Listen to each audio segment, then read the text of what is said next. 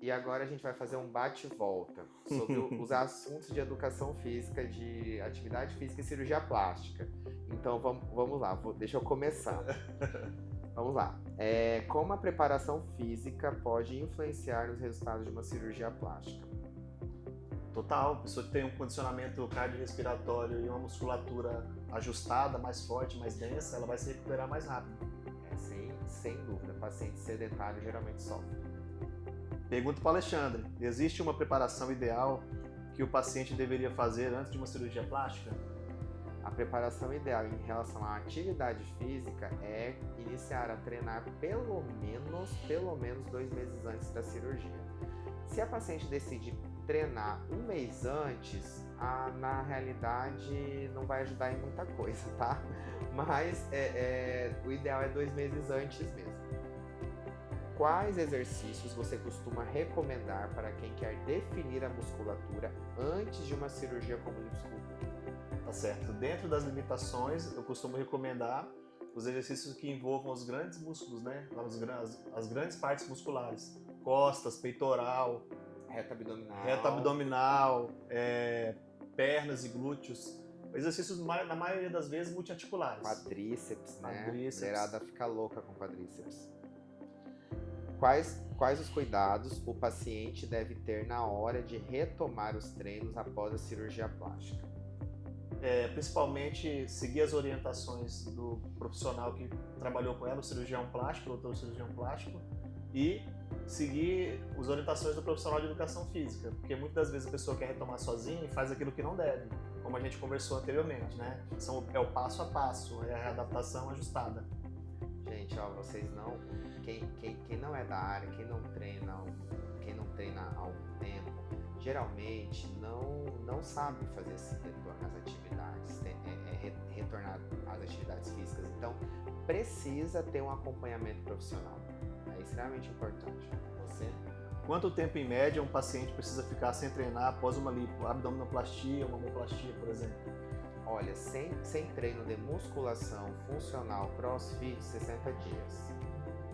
É um prazo bom, né? É um prazo bom, porque assim, esse período, assim, definir essas atividades. Antes disso, deve fazer mobilidade, caminhada, sim, esses outros exercícios mais tranquilos, mas que vai recrutar a musculatura, recrutar o core, tem que ser depois de 60 dias, uma abdominoplastia principalmente. Existe algum tipo de treino que pode prejudicar a recuperação se for feito antes da hora? Tem vários, dependendo da intensidade, até mesmo fazer uma abdução, uma cadeira extensora no pós-cirúrgico pode ser prejudicial. Sem dúvida. Vários. Sem dúvida. É verdade que a atividade física ajuda a reduzir o inchaço e melhorar o resultado estético no pós-operatório? Sem dúvida. A atividade física, ela ajuda a drenar, a ajudar a... Fala de novo, tá? Sem dúvida, a atividade física, ela ajuda a fazer uma drenagem linfática meio natural em você. O que eu quero dizer com isso, gente? No que você faz atividade física, existe um bombeamento das veias aí mais intensos. Então isso faz melhorar o retorno venoso e, consequentemente, o seu inchaço. Para pacientes que fizerem abdominoplastia, como você orienta o fortalecimento da região abdominal sem comprometer a recuperação? Olha, eu sigo as orientações médicas, que geralmente é 60 dias. Depois desse período, a gente começa a fazer como se fosse uma readaptação mesmo, né? Fortalecimento do core progressivo, né? Entre fortalecimento, movimentos dinâmicos que sejam ali dentro das possibilidades da pessoa, né? Porque muitas vezes a pessoa tem aquele receio, né? Vou voltar agora ou não vou, e volta mais lentamente, mas que seja dentro do condicionamento físico dela naquele estado, naquele momento. Exatamente.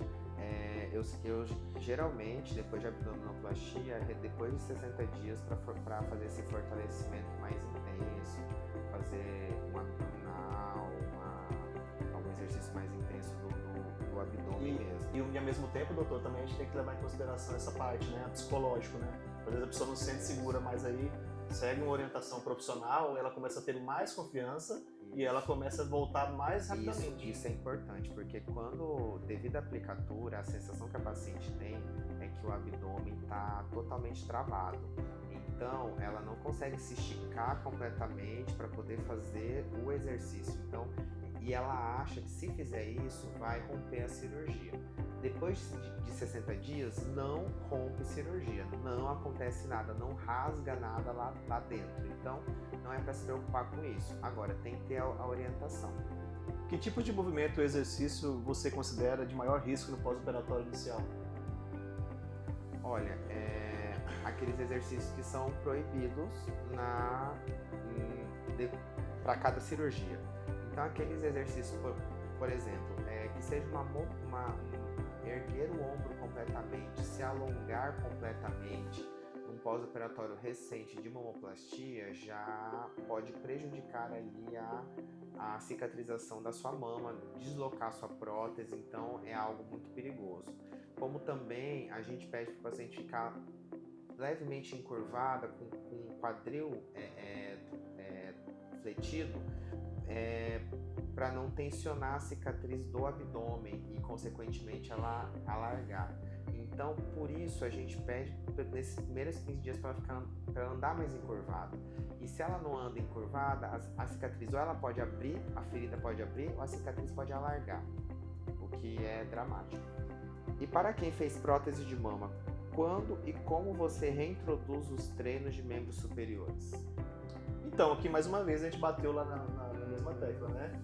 Respeitando os prazos, né? A gente constrói esse conforto psicológico também com o paciente, né? No meu caso, o cliente que vem para mim pós-cirúrgico, a gente dá essa confiança, passa essa confiança para ela que a pessoa pode fazer tranquilamente. E é a mesma situação, respeito os limites e respeito as etapas, né? É uma readaptação, um reajuste que a gente está fazendo nesse momento. Sempre o retorno é um retorno, né? A pessoa vai... Eu falo para paciente assim, que é como se você estivesse começando a treinar do começo.